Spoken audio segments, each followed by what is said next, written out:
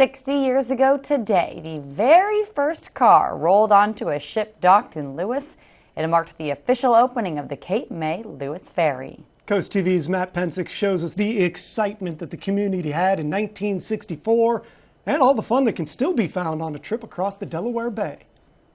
From where I stand on the banks of the Delaware Bay in Lewes, Cape May, New Jersey, it is 17 miles away. For comparison, the distance between Lewes and Milford is 4 miles longer. All it takes to get across the water to New Jersey is a ride on the Cape May-Lewes Ferry. Yet up until the 1960s, the two beach communities might as well have been in different time zones. July 1st, 1964, a significant day in the history of our coast. Andrea Lippi drove his black Ford Mustang onto the ship in Lewes, making him the first customer of the Cape May-Lewes Ferry. The whole week leading up to the start of the ferry was a celebration. They had flyovers with military jets. They had military bands playing. For people living in Lewes, the new ferry brought with it a new sound.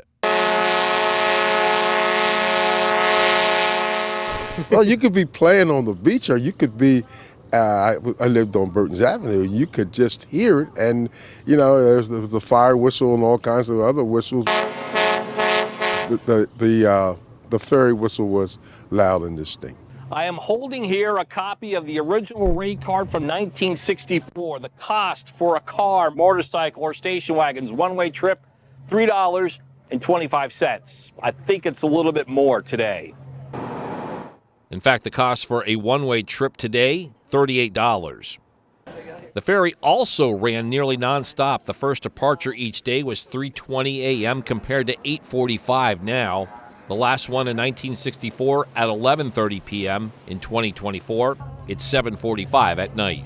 We try to match the patterns in demand that we're seeing, but we're really sort of an 11-hour range a day now, and that seems to fit the bill for most of what people want. With today's schedule, there's always something to see on the trip between the two states. You know, go sit out on the deck and see what's going on out there. We just seen a pod of dolphins out there too, so. We've heard about Cape May. We thought it'd be fun to go visit for the day. It's awesome. It's a little rocky, but you know, it's not too bad. This is like the biggest ship I've ever been on, so it's pretty cool. I like it so far. For 40 years and over 50 million passengers, it's been quite a ride, and it's a ride that does not appear to be stopping anytime soon.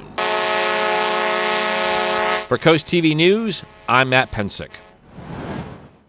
And for more on the history of the ferry, including how the construction of a Bay Bridge tunnel connecting Milford and New Jersey that had momentum in the 70s, check out this article. It's in depth on our website, coasttv.com.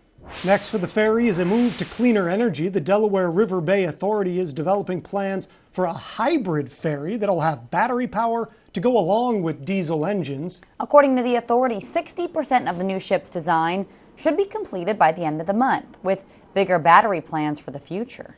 Eventually, as we get additional charging capacity and additional charging infrastructure, we're hoping that will be 100% green. The hybrid plans are on schedule to be finished at the end of the year, with the new ship joining the fleet sometime in 2027. All of this brings us to our Coast TV poll. We want to know, what is your favorite activity to do when you're there on the ferry? Let's take a look at the updated results from last news hour. Take a look at your screen. Enjoy the views, up to 52%. Though look for wildlife is still a close second at 34%. And I maintain eating, that's always where I go first.